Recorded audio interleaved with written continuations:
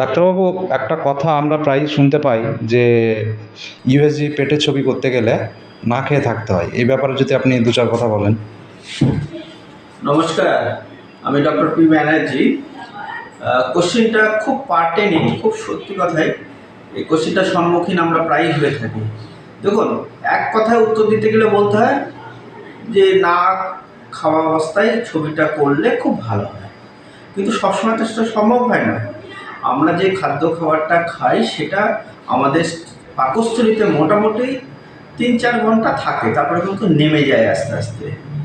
কাজেই সেই সময়টা বাদ দিয়ে যদি আমরা করতেও পারি আমরা, বা এমার্জেন্সি ক্ষেত্রে তখন তো সেটা হয় না। একটা পেশেন্ট খুব ব্যথা নিয়ে এসেছে, আমাদের কাছে অনেক রেফারেন্স তখন আসে, তখন কি আমরা কতক্ষণে পেট খালি হবে সে দেখলে কি হয়?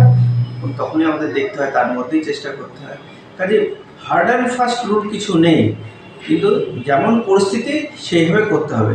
তবে এটাও সত্যি কথা, না খেয়ে করতে পারলে মানে ওভারনাইট ফাস্টিং থেকে করলে আরও ভালো ছবিটা হবে, কিন্তু সেটা নির্ভর করবে পরিস্থিতির ওপরে, এটুকু বলতে পারি। Thank you sir.